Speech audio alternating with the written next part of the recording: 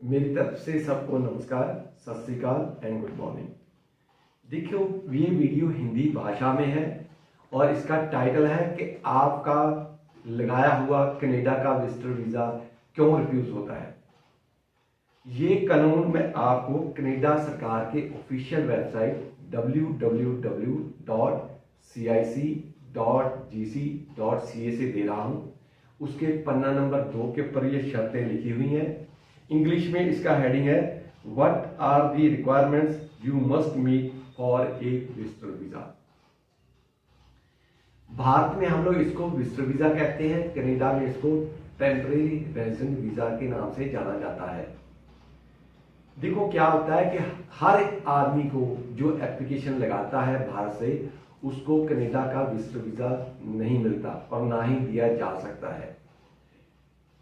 जिस इंसान ने कनाडा जाना है विजिटर वीजे के ऊपर, उसको ये 7 शर्तें पूरी करनी जरूरी है। देखो, विजिटर वीजा के 2 पार्ट होते हैं।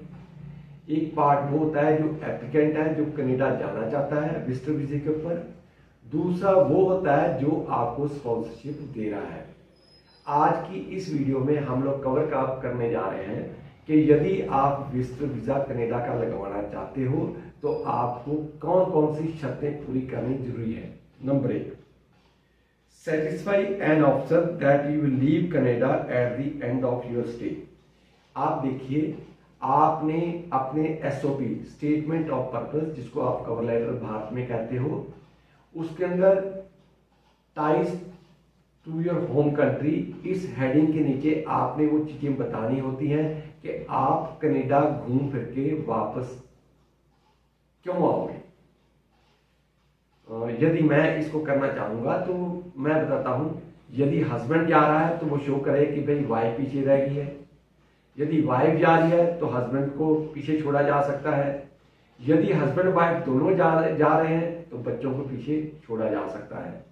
अगर आप बिजनेसमैन हो, आपका बिजनेस रजिस्टर्ड है और 2 हफ्ते के लिए आप जा रहे हो, तो आप उसका रीजन दे सकते हो कि भाई मैंने बहुत काम कर लिया, तो मुझे कुछ दिन के लिए वाइफ को प्राइवेट टाइम देना है, तो मैं वहां पे घूमने के लिए जा रहा हूं। तो इसलिए आपके पास ये कारण जरूरी बताना होता है कि आप वापस भारत क्यों जाओगे। Number 2, show that you have enough money. देखो, यदि आपके पास पैसे नहीं है तो आपको वीजा क्यों दिया जाएगा। देखो, जो पैसा स्पॉन्सरशिप जो दे रहा है वो पैसा आप नहीं यूज कर सकते, ना ही कोई देता है, सीधी सी बात है। आपने अपने दम के ऊपर जाना है।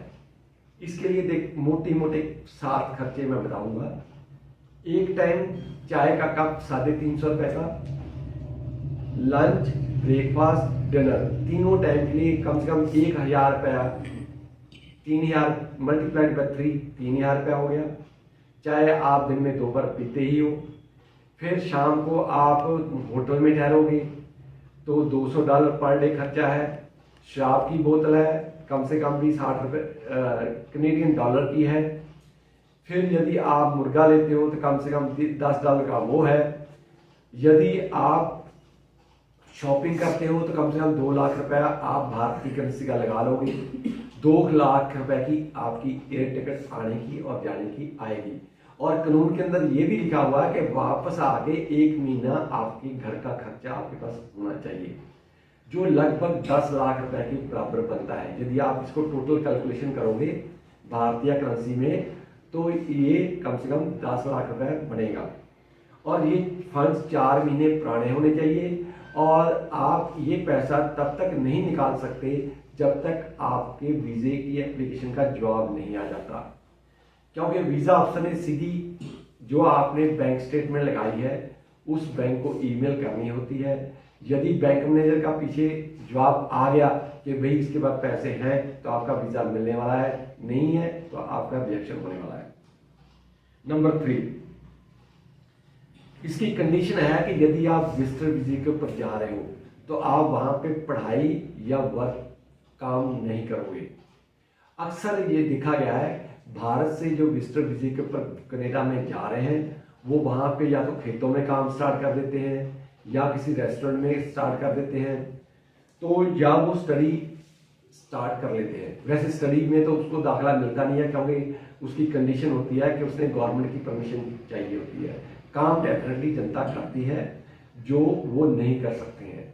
आप करना चाहते हो, नो प्रॉब्लम, आप कनाडा की सरकार को कंप्यूटर के बैठ के ऊपर एप्लीकेशन लगाओ, आपको परमिशन मिल जाती है, प्रोवाइडेड यदि आपकी जो एप्लीकेशन लगाई गई थी उसके अंदर कहीं लिखा हो कि आपको उस काम का तजर्बा है। तभी मैं कहता हूं कि विजिटर वीजा चाहे आप घर से लगा सकते हो, लगा लो, किसी अनपढ़ आदमी से, मैट्रिक फेल कंसल्टेंट से लगाओगे, लग जाएगा। पर यदि आपका वीजा रिजेक्ट हो गया तो आप जिंदगी भर दोबारा कनाडा नहीं जा पाओगे, क्योंकि वो रिकॉर्ड 50 साल के लिए कनाडा के कंप्यूटर के ऊपर चढ़ गया। Number 4, be law abiding and have no record of criminal activity. इसके 2 भाग हैं। एक तो विजिटर वीजे के साथ आपकी पुलिस वेरिफिकेशन नहीं लगी होती। उसके बाद में क्या है कि भारत में टोटल आज़ादी है, कोई भी सड़क ब्लॉक कर लो, कोई भी रेलवे ट्रैक बंद करके बैठ जाओ, किसी भी पुलिस स्टेशन का घेराव करो, किसी मिनिस्टर की गाड़ी का घेराव करके बैठ जाओ, आपके पर कोई कानून लागू नहीं होता है। पर आप ऐसी कोई भी हरकत कनाडा में नहीं कर सकते हो, उनका कानून भारत से बहुत डिफरेंट है। जैसे किसान आंदोलन में जनता चौक पे बैठ जाती थी, स्पीकर लगाती थी, वहां की जनता को तंग करती थी, वहां सभी पंजाबी नहीं है, वहां देशों देशों के लोग रहते हैं।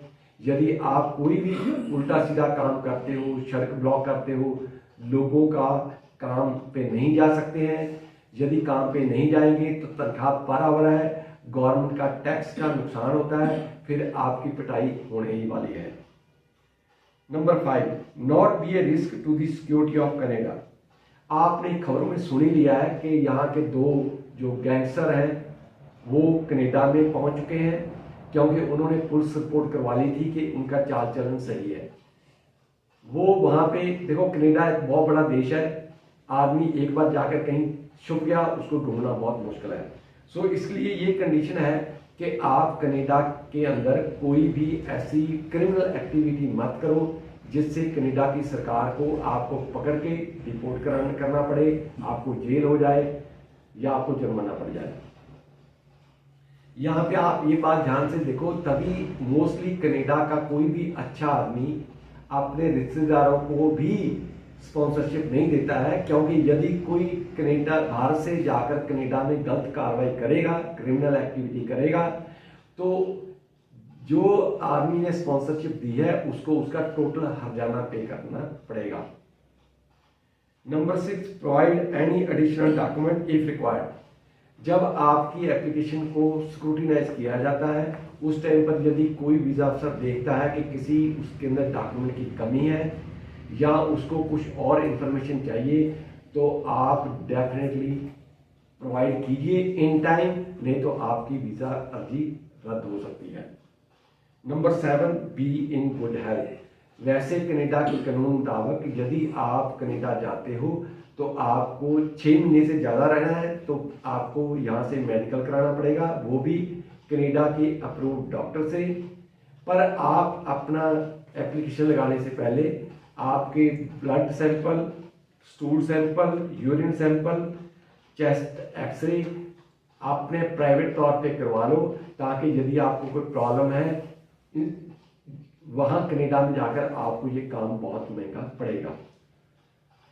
इस कोर्स को हम लोग, ये जो हमने अपनी वीडियो बनाई है, इसके बारे में डिटेल जानकारी के लिए 5 दिन का आप कोर्स कर सकते हो। ये कोर्स पटियाला से फ्री ऑफ कॉस्ट करवाया जा रहा है। इसका टाइम 16 जनवरी के बाद में शाम को 7 to 9 PM है। आप अपना फ़ोन नंबर या ईमेल रजिस्टर करवा सकते हो, फ्री में जानकारी ले सकते हो। Thank you very much. Please stay connected with us. पीछे फ़ोन दे दिए गए हैं। Thank you.